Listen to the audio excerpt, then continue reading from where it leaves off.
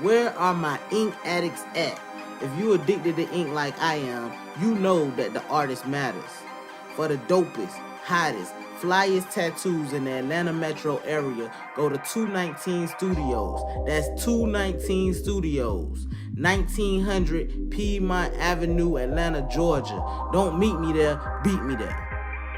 Welcome to the Modest Mogul Podcast, where we teach you the ups, the downs, the ins, the outs, the sexy, and the ugly of starting and running your own business. This is your host, Sharonda, but please call me Ryan. I meet with local business owners to learn their process and hopefully educate some new and or aspiring entrepreneurs.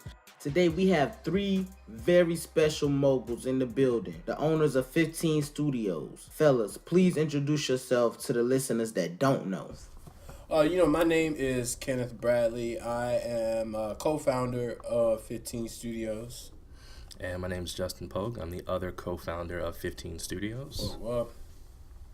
I'm Keith Bradley, playing the role of COO today. Hey, you play the role of COO every day, man. Like you're an actor. All right, and what is it that you three do? You want to do the company motto? You want to do the slogan?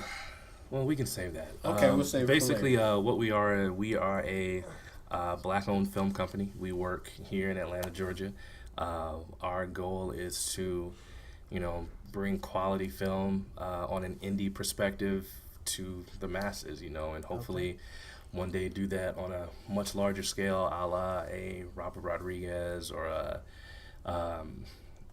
just kind of any one of those guys who can flip a small budget into something, massive when it comes to an ROI situation. Fun fact, man, we're not one of those people that traveled to Atlanta to make it happen because everybody realized that Atlanta's become that whole Hollywood mecca and whatnot. We are natives of the city, man. We are actually from the city. Right. That was actually my next question. Right. I was wondering where y'all East from. Side bread. East Side. Decatur where it's greater. Decatur where it's greater. I'm about to say Kenny and Keith are actually brothers. Okay. So you may not know this by looking at them standing next to each other. It's night and day. AM, PM. AM, PM. Okay. For those listening, that means Keith is translucent and Kenny is licorice. Okay, so are you? How was y'all upbringing? Like, was it rough? Did y'all come from I know y'all say Decatur, and I know how Decatur is, so it had to be a little... Man, to be honest, growing up in the neighborhood that we came from, people who will look at it now be like, yo, that place was rough, man. It was just another place for us, just perspective, really. Yeah. When we were kids, we didn't know anybody. We didn't know what was rough, what was bad, what was good. It was just home. It was, trying to live. People like, where'd you first grow up at? Memorial Drive? Oh, damn. I was like, nah, it wasn't that bad. Not man. Memorial Drive now. Memorial Drive in the 90s. Back when people of color blended in with the other folk, when they were in the same street before they decided to shift north. to get away from get away from everybody. Well, me personally, I grew up in the first half of my life was in Cobb County. Okay. So I was exposed to the Dawson's Creek of life of Atlanta, and then when I was in the 4th grade, we moved to DeKalb County. So then that was like complete culture shock. Okay. But it wasn't like culture shock in a, get me the hell away from here, but it was just more of a, so this was like to have more than 2 black people in a classroom. Kind of like how college was, for real. Right. And then, that's when I kind of got, introduced to the same things that these guys were introduced. And it's a funny thing, we were like 10 blocks. minutes away from blocks away from each other. Like, me and this dude went to the same junior high school. Yeah, same middle but school. But we didn't officially meet each other until his freshman year of college. Like 2001. 2001. I pulled out a yearbook of Salem Junior High School, circa 1996. He's like, is that you? And I was like, yo, is that you? He was like, you went to the same middle school? I was like, get out of here, man.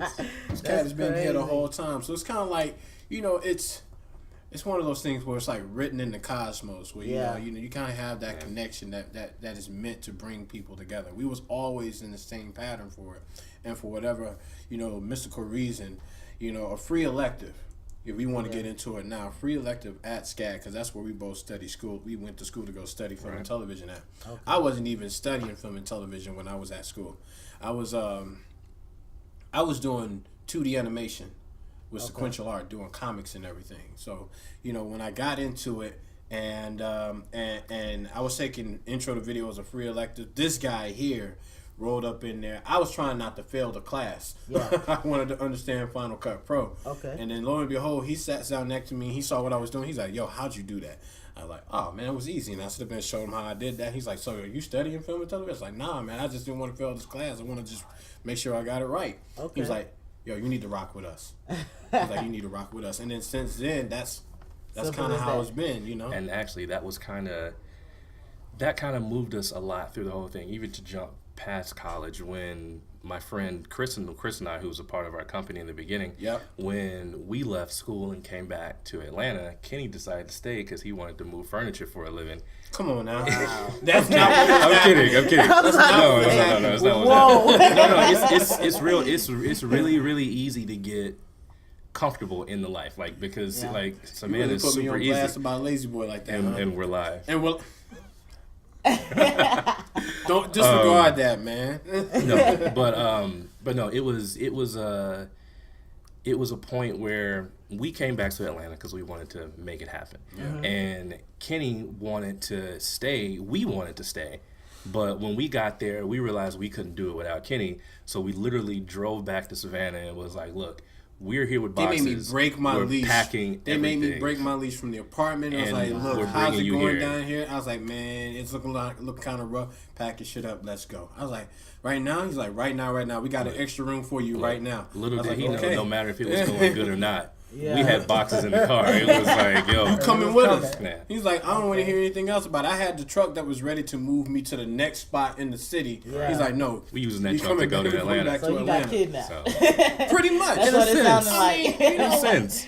Okay. You know, you think about it in that perspective, and I was like, okay, maybe that was probably a good thing that happened, you know. And I still think that it was great, because had it not been for that kind of push, you know, we wouldn't be in the same area where we're at now, making the same kind of accomplishments that we do with the business at this present moment, because we done a lot. We had a lot of chance to grow within the what's it been, 12 years since we've been back to Atlanta? We came back in 2005, right? Yeah. Okay. You know, it's been 12 years. We came here before everybody started doing, you know, wanted to grab a camera and say, hey, I got this movie idea. I want to do the next Bout It, man. I'm trying to do the next Friday. You know, we never had that kind of plan to do something like that. Okay. We want to kind of branch out and do something a little bit more creative for it. So. And the thing about us is we attract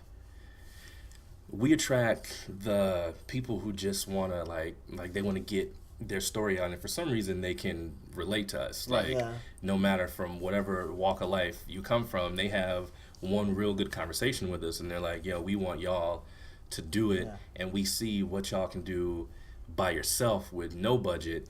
You know, I got a little bit, let's make it a lot of it, you know. So that's kind of been our claim to fame, and it's funny that that's kind of what movies are moving towards now. Right. You know, on some, like, you know, you look at like a Get Out situation, you give this man $5 million, he brings you back $250 million. You know, whereas he probably didn't make that much though. But he no, he didn't make that much. But he made. I'm talking about the studio. Movie probably made it. Right. Yeah. Well, I don't think they clocked that 250 in the box office though. Nah, did they? It's close. It's close to that. That's crazy, man. But off a $5 million budget, man, it's insane. But shout out to Jordan Peele on that. Right, like off of such a small thing, and whereas you see your other films that $40, $50, $60 million budget that have these quote unquote high concepts, and they're terrible. Yeah. Studios taking losses, you know, every which way, and then now you have this eye of the blue person with this original idea that Hollywood used to not really give a fuck about. It was just more, let me get to the next sequel, let me get to the next remake, and they're still doing that now. Yeah. But it's you realize, substance, man. You know, it doesn't stick. Your smaller films are making the biggest impact, and it doesn't even have to be, you know, $100 million blockbuster. But you realize you give us $1 million. If we make you $20 million, in Hollywood that might be a flop, but that ROI in your bank account is that's a flip. It's a flip. Exactly. That's exactly. a flip. So It's all about perspective. You said 19. Yeah, all about perspective. $1 million investment, 19 mil extra added to the bank. You might have to still cut out a little bit because those people kind of work towards it and everything, but or less whatever you had to give points away for it. That business, that part of the business. That's this guy over here. That's the COO's job. Keith's motto is, what is it? Get paid thrice. If you can do something, they're gonna pay you. Make sure they pay you double that, and then make them pay you again because you're gonna do such a good job. Yeah, he over there playing this role too. He the quiet He's one. quiet, man. No. Behind the scenes. If I start saying some stupid shit, Keith's just gonna reach out and tap my tap. Just reel it in, brother. Just reel it in. Hey, you need that. Exactly, it is. It's very necessary. So, at what point did you be like, this is what I want to do? Like, you take that. It seemed like you the one that seemed I know mine. Have pushed it. It was okay. I was in the 4th grade, Redan High School, right? And was it 4th grade? When did Friends start? This television show Friends, was it 96? Dude, that's too far back for me, man. I never even seen. I didn't watch Friends until it came on the WB. I don't even know. It might have been. No. It was like 91. 91. Yeah, I was in elementary school, and I was trying to figure out what I wanted to do other than be like a robot or a dinosaur. And you knew what you wanted to be when you were in 91? Yeah. At 10 years old. And you were 8. And 4th grade. I'm not 8 years old in the 4th grade. Like 9 at least. Well, all I know is. I'm sorry, we get into math. All I know is I was watching Entertainment Tonight. Okay. And they used to always do behind the scenes of blah blah blah blah blah. And I was watching it one day. Oh yeah, Friends 94, started in 94. I was watching the behind the scenes, and they visited the Friends set. Okay. And every time they showed them, they were having so much fun behind the scenes, like laughing, joking, bloopers, all of this kind of stuff. And I said, that is what I want to do. Like, that's what I want to do. So I started, doing more writing, and I wrote some stupid superhero film that was basically a copy of Dragon Ball Z when I was in the 5th grade. I don't even know this story. And from that moment on, I was just writing every day. That's how I became the emo art kid. Probably why I don't really have much in common with any of my family right now. That was actually pretty popular around that time, though. I remember everybody was drawing the Dragon Ball Z type characters and stuff. So it was that, and then that transitioned all the way through high school. It was me just writing and conceptualizing and all this kind of stuff. And then that one fateful day in Miss Schaefer's art class in the 10th grade, SCAD.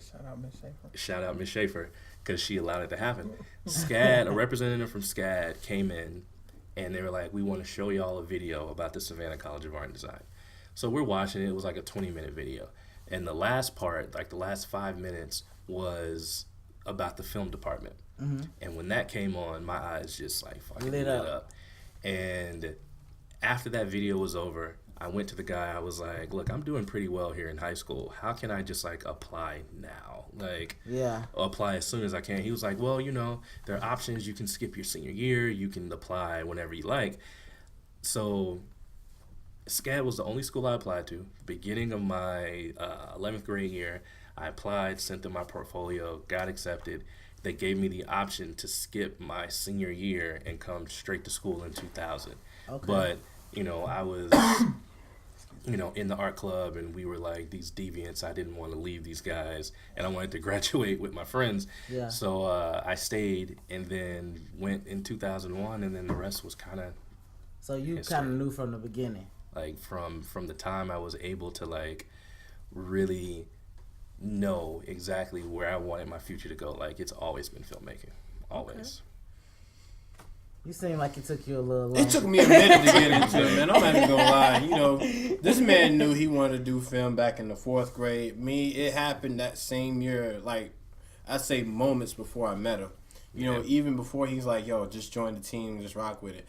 I think it was an exercise in the intro to video class, and And I had no idea how people, dissected movies and everything until I had to do the scene from The Big Lebowski. Mind you, I've never seen The Big Lebowski at this time. Mm-hmm. They had me read the scene off with the dude and the actual original Big Lebowski.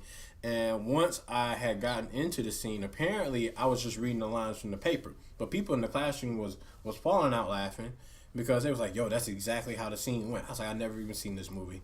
Wow. So I went back in there, I had dedicated myself like you one night. The dude? I wasn't the dude though. I was the old man.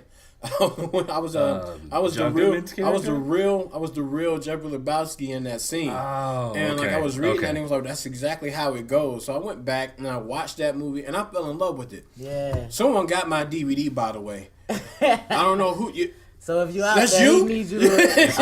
I was about to say if you out there, he needs you to return that. But I've had it for like 7 years, and every time he comes over, like, yo, where's my Big Lebowski DVD? I'm like, man, I don't know. That was the moment I realized that I fell in love with filmmaking. Okay. And I haven't been able to watch a movie the same way since then. I go into a movie and it sucks for people that come to see a movie with me. My wife hates seeing movies with me. My girl won't even look, sit your ass down. Okay, you are entirely too entertained by this. I'm like, man, you ain't realizing how dope that shot is. See, it's not even that. I ruin it because we'll be sitting there eating popcorn and they'll say something. I'll say, he did it.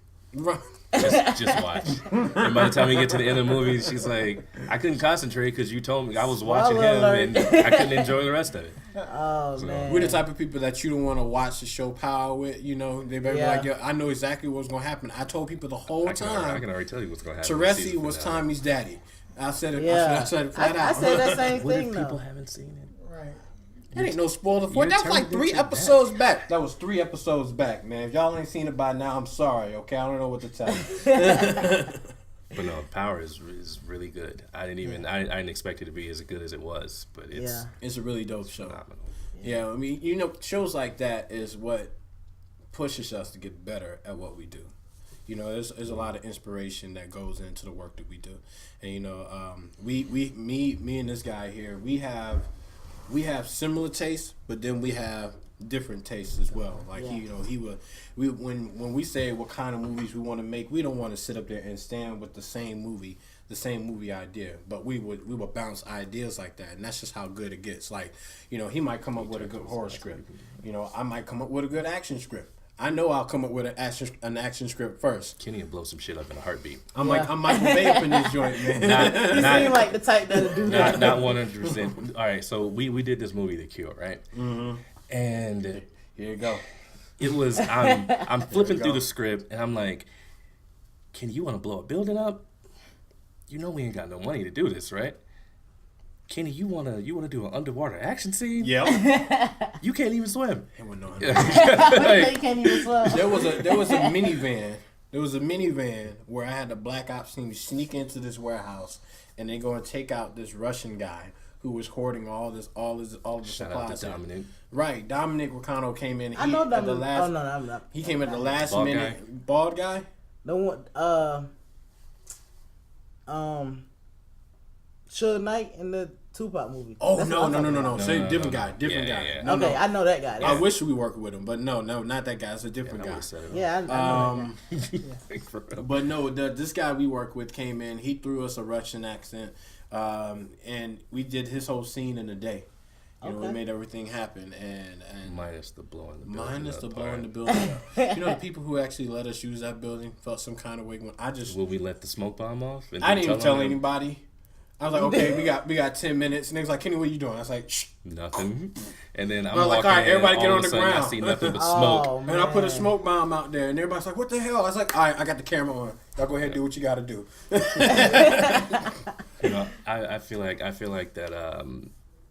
like we have more questions that you've wanted to ask, and we're just kind of talking right now. I mean, I like that y'all just like taking it away because I'm so intrigued by all of this. Like, it's interesting to me. And that's how I actually got into it because you can feel their passion for it. Yeah. And like he said, me and him are brothers. So our father is the best artist I've ever had the privilege of seeing. Man, my dad, you know, with the sad thing that what happened to my father's artwork, it actually it burned down in a fire in 2010. 2010. Really? Oh, so unfortunately, we don't have any feature. Now I might be able to unveil some from my grandmother's house if I can actually find it, but there's not too much of it that's still lying around, man. Right. You should take that and you should get a tattoo of that shit.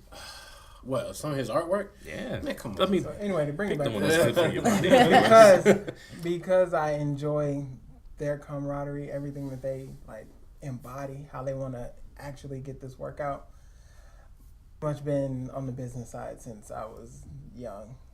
He's got stories, but we'll leave that there. So I went to school for accounting and business. Okay. And when I met with Justin, after Kim met with Justin, it was like I knew instantaneously that I wanted to be in whatever it was they were doing. I may not have the creative side of it, but I can assist. I can add something to it when necessary. To piggyback off of that, that is actually, it's fantastic that Keith is not a super creative person because, no, I mean, that's not a dig.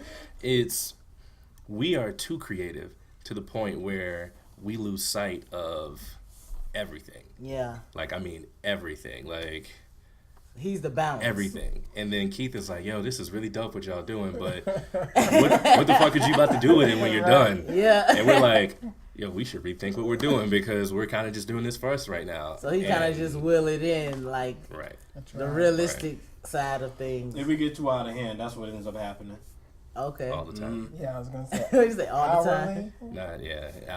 Hourly, exactly. So you said you knew that you wanted to kind of do the business thing at a young age. What made you know that? Really just, I couldn't even tell you. It's just what it was. I like math from the beginning. Numbers always intrigued me. Okay.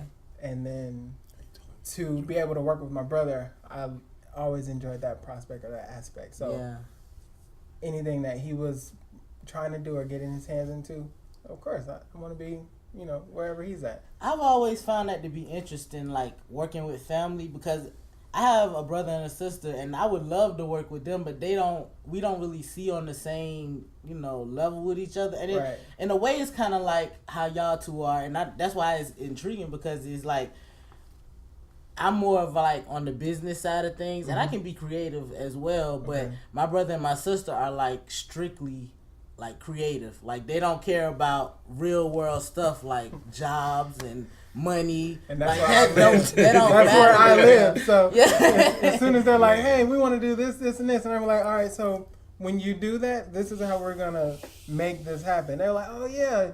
Yeah. Okay. I it's like they forget the important part. Right. We have to dumb it down a lot of times. The conversations I've had with my wife about it. Skipped. It's like we talking code D, about a lot of stuff. Right? Exactly. Yeah, all the time. Okay. What keeps y'all inspired? I know you said you knew that you wanted to do filmmaking since you were young. What do you have your eye on that's like your why, basically?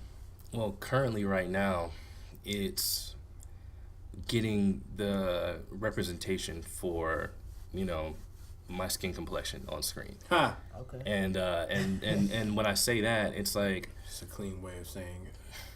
I'm sorry. I mean, in a way, but it's like when I was growing up, like I'm a huge John Hughes rom-com fan. Like, even though like I'll write action, I'll write horror, I'll write drama, all this kind of stuff. But at the end of the day, if One Fine Day is on TV, I'm gonna watch it. If You've Got Mail or Ferris Bueller is on TV, I'm gonna watch it, because like when I was learning how to write and how to put stories together, these are the films that I was taking in. Like these were my math and science and English classes, were these movies.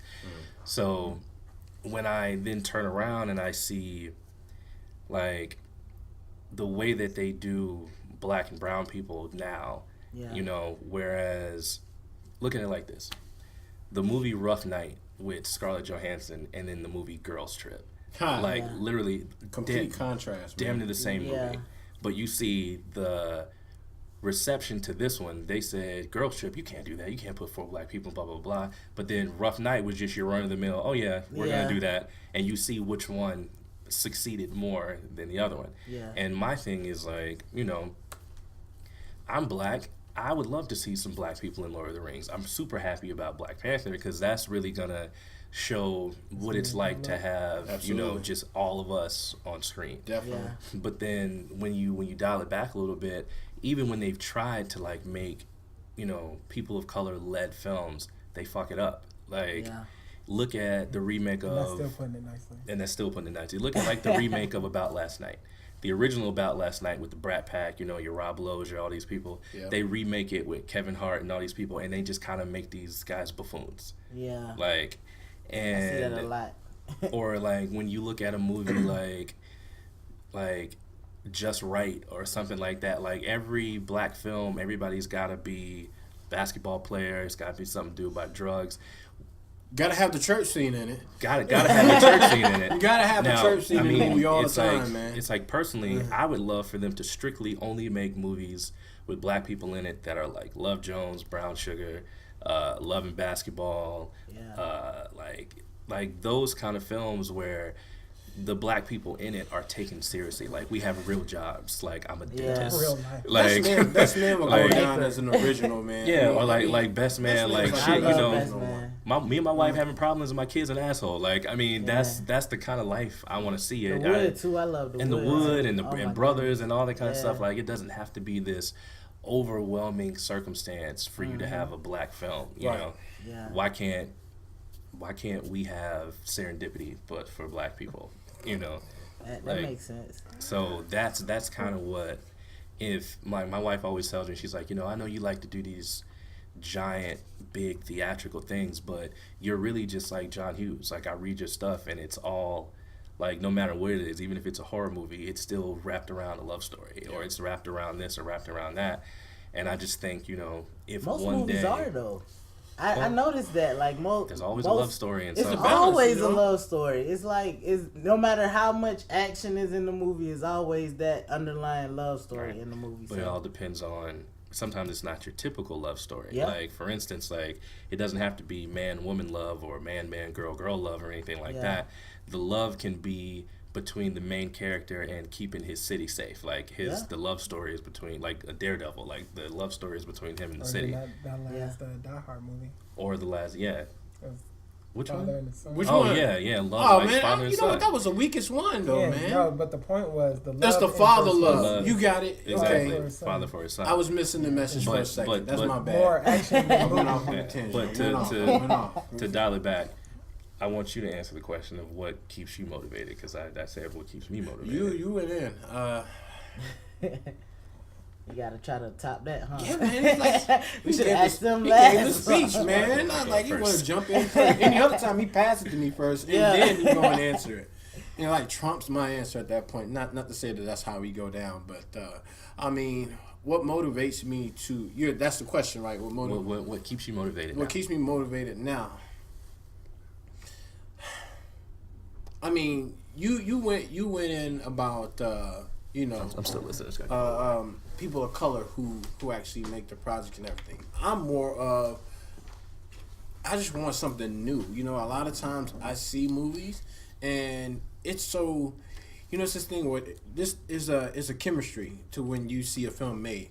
95% of the movies are like made the same exact way. You know what's gonna happen in like the first 10 to 15 minutes throughout the rest of the movie. I want to have a film where I create that is nothing like that, you know. And you know, I go in and it may take forever for me to come up with a storyline for it, but my creativity comes from where I can switch the game up. I can confuse the audience from jump, and you know, I want to think about, you know, creating a new story to where people sit there on screen, they're intrigued by it, they're like, wow. And I think that was something that we were actually capturing with this one film that we did back in 2012. We did The Cure. No one expected this film to come out here out the left gate the way we did it.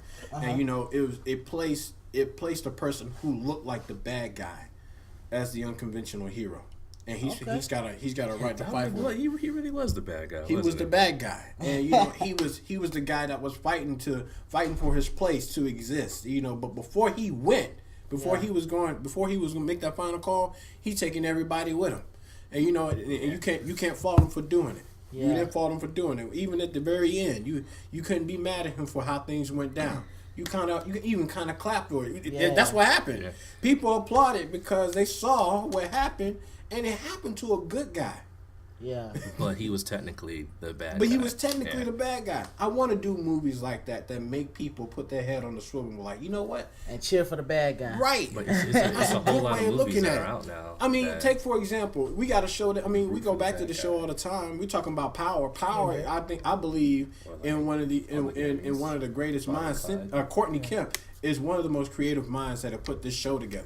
Because Hold on, what are we talking about? I'm talking about Power. How Okay. Power does it. Power puts people to where it's not a show about who's bad or who's good, but it's like it puts the balance of of each character having a good and a bad about themselves.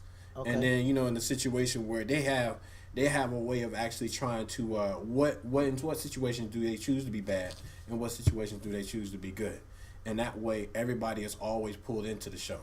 You know. It's like Tommy. Tommy is clearly like fucking the city up, but you want Tommy to survive, even though his main goal is to just push these drugs. It's almost like. But he's got a reason for it, though. He's got his own right to exist in it too, It though. reminds me of Black Dynamite, where he comes in and says,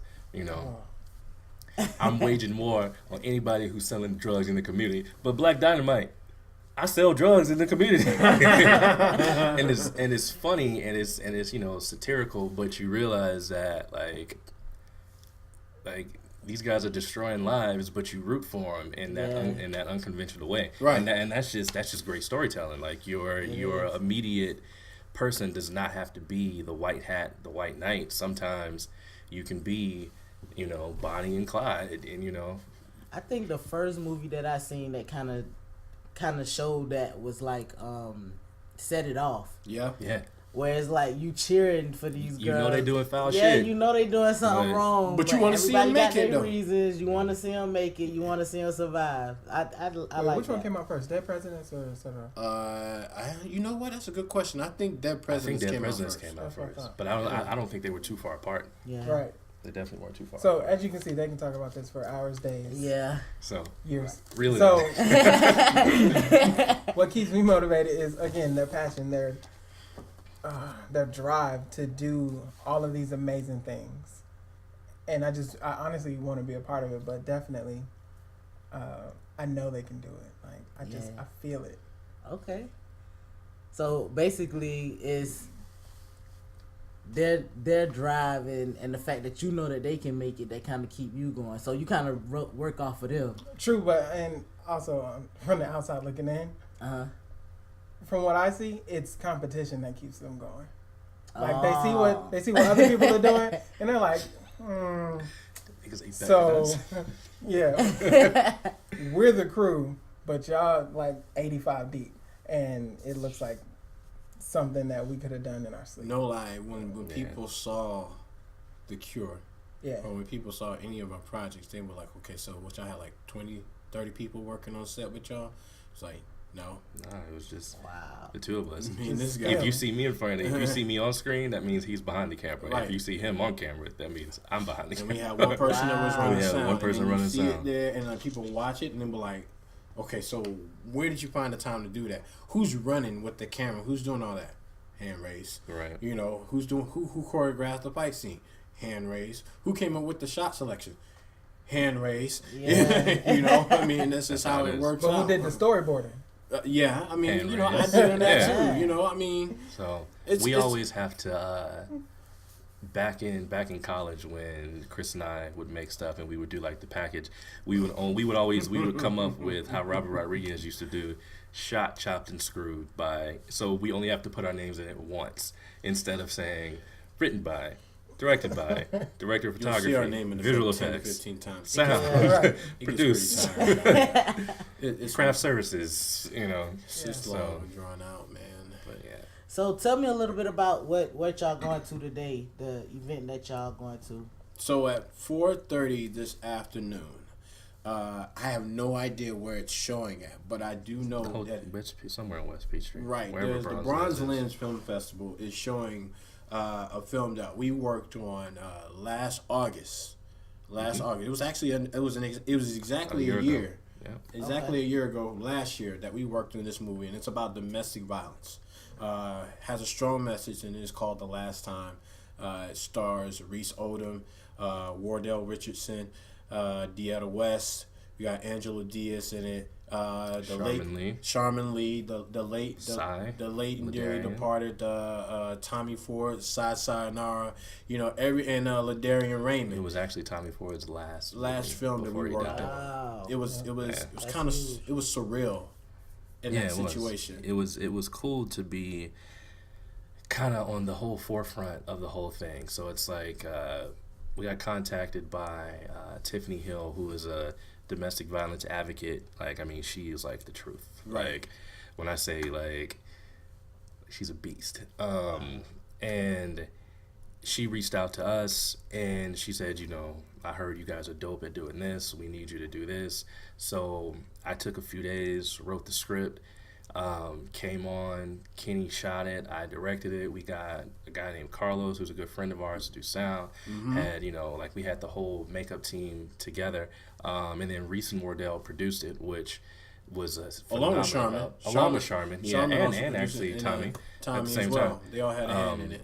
But as we were after the first weekend, we shot it over 2 weekends. After the first weekend, and I went and looked at the footage, I called Kenny and I was like, yo, this is going to be amazing. Right. Because, I had never been challenged before to write something involving domestic violence. A lot of the shit that we write it's not surface, but it's never been that deep. Never been, it was uncomfortable to write the scene where he beats his wife, in the bedroom. It was uncomfortable to write it. Yeah. It was uncomfortable to be like, all right, cut. I know he smacked you this way, but I need you to roll a little harder and cry a little harder. It was tough to watch it. It was late when we shot that scene too. 1 o'clock in the morning. 2 o'clock in the morning, and we seen this guy, this dude, Wardell's no small a refrigerator. Guy. This guy's a 6'3". He's 6'3", 200, maybe 60, 70 pounds, and he's the man's not that. He's big. If I'm the width that I am, the man is bigger than me, man. Okay, I mean, no disrespect to Wardell or anything, but the man is huge. Okay, I mean, give respect when credit is due. The man is a big, muscular guy. You wouldn't want Wardell to smack you, right? You don't want to. You don't want to feel the right hand. So you can't do that half turn his hand went all the way across. And right. It was it followed through. And you got to fly across the room on some Quentin Tarantino shit. Okay, so we had a premiere for this movie back in March.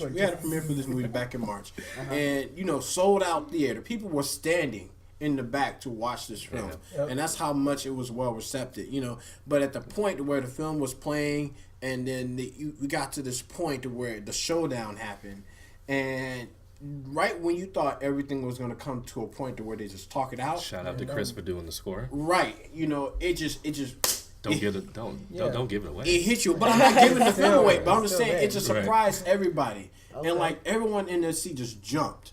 I jumped. I've seen this movie. I'm the one to cut it. Right. I'm the one to cut it. But I said I jumped when I saw. Ooh.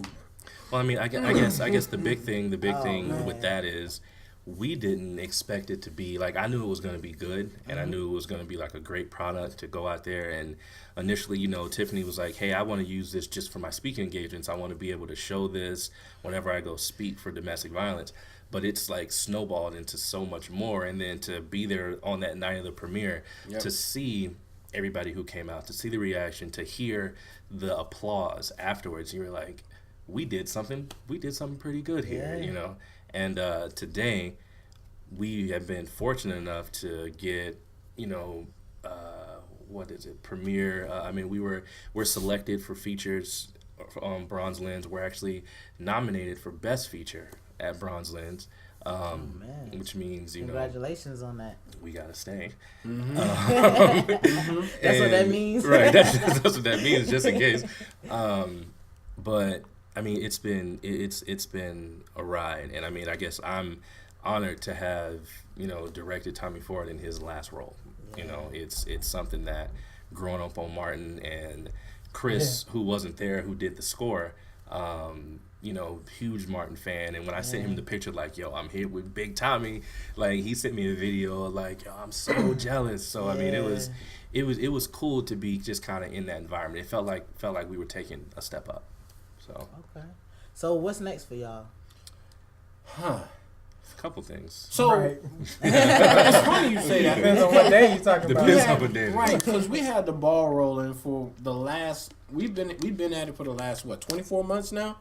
Constant with a lot of projects. It wasn't just the last time that we worked on. Right. We actually just wrapped principal photography on a full feature film called Summer Madness that we did with Leo Sullivan, and he's a pretty accomplished. Shout out to Leo. Right, real accomplished author. He brought this script to us, and he had this another creative story. You know, it was like something that's really different that hadn't been done before, and that was the reason why we jumped onto it. So then we were able to go out and get people that we had worked with in the past, right? Because it's like we've got this guy Anthony Dalton who we've known 7 years, Man, since 2010. 7 years. 2010. Anthony probably one of the most stand-up guys, always there whenever you need him. Definitely. Anthony, who, you know, just to give a big shout out to Anthony's about to be on Tyler Perry's new show in a couple of months or a month or so now. But we went and got him. Called The Pains, I think. The show's called The Pains. I think so. Yeah. But we went and got him, like pretty much everybody that worked with us for free on The Cure. Mm-hmm. We went and got them and said, hey, we got something big.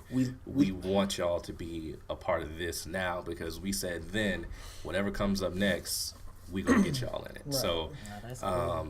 You know, we did our classic. You know, I was able to direct it.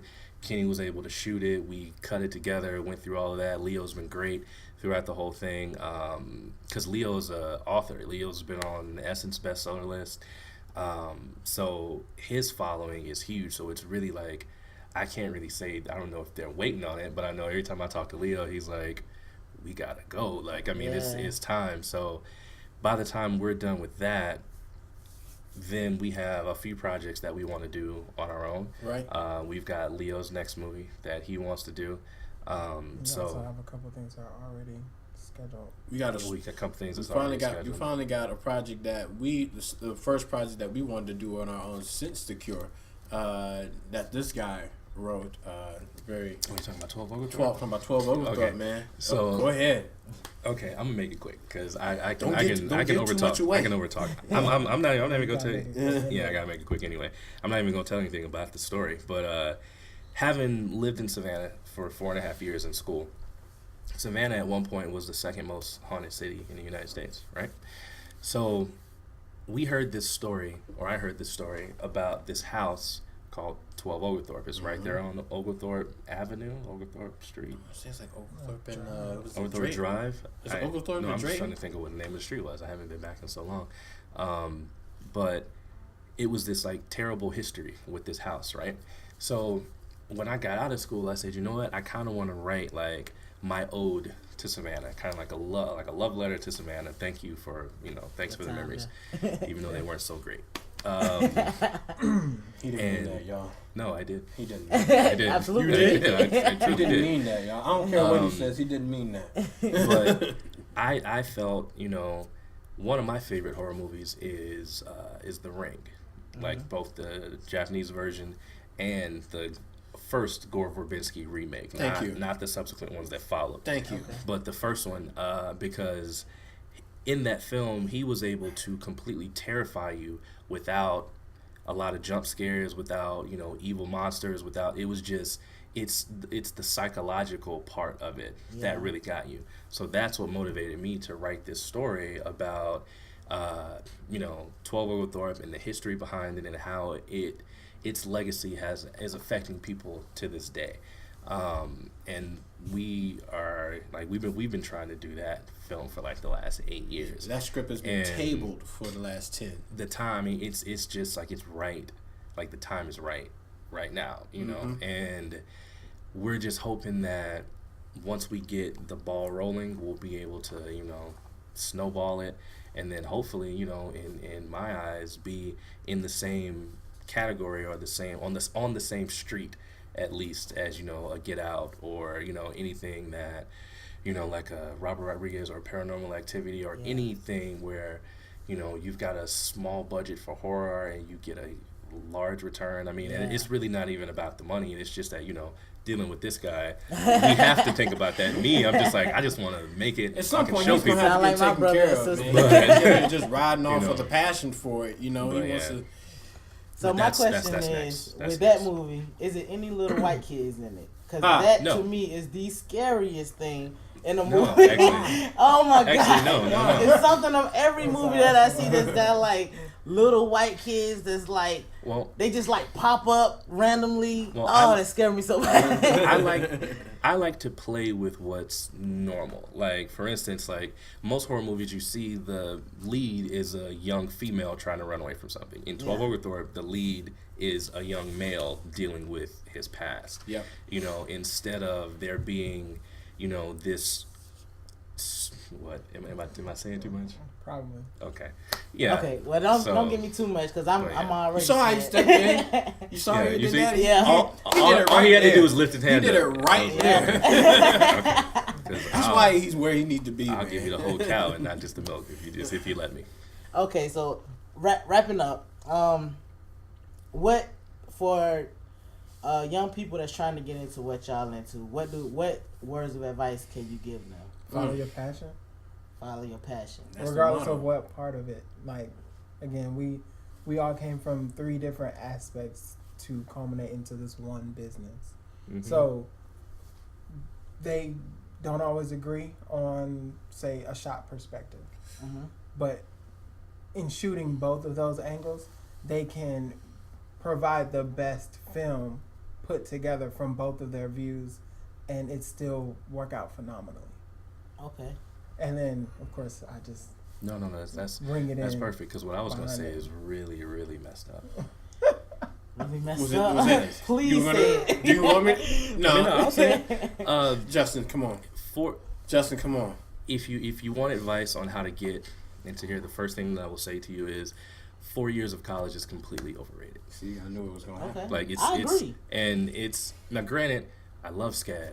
They pretty much allowed me. They taught me how to do what we do now. He's really saying that. But the one thing that I realize is for what we spent to go to school, I could have spent a quarter of that, done 1 full year. Because really, after your freshman year, you like the rest of it, you're just you figure it out on your own after that. I can't believe you. But okay. After that first year, I could have taken that other $75,000 and bought equipment and made the best fucking movie in the world. Yeah.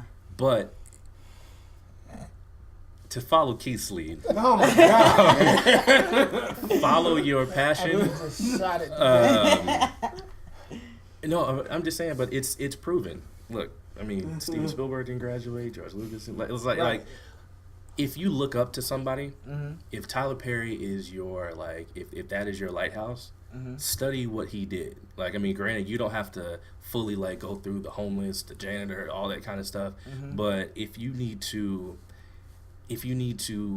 follow somebody, if your lighthouse is Spielberg, if your lighthouse is Scorsese or Tyler Perry or Spike Lee or Anton, anybody, study what they did. And imitation is the most sincerest form of flattery. Yeah. So if your very first film is going to be a carbon copy of Desperado or a carbon copy of From Dusk Till Dawn or whatever, then fuck it, just let it be that. And learn everything you need to learn along the way. There's nothing wrong with being self-taught.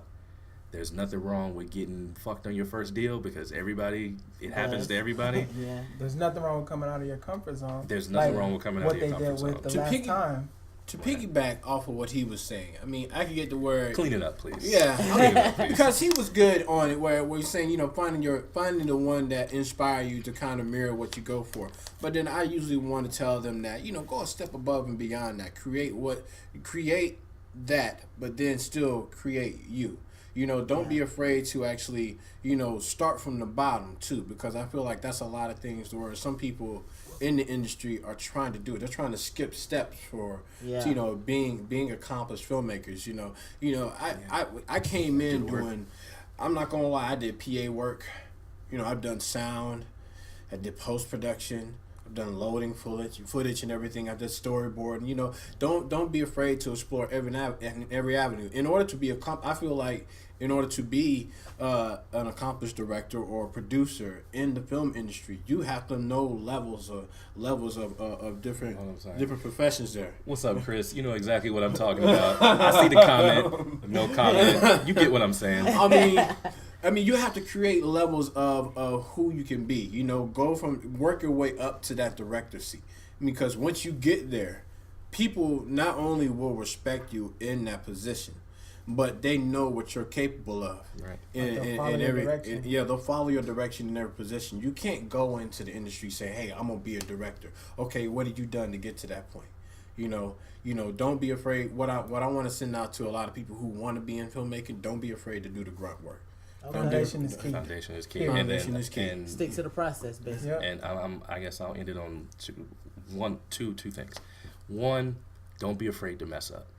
Like, if you watch some of our old stuff, oh man, bro, it's terrible. It is horrible. It's horrible. We talk about SCAD. We can go in on SCAD all day about that, man. But we learn from everything. I guess Will Smith says fail often, fail forward. Bad sound.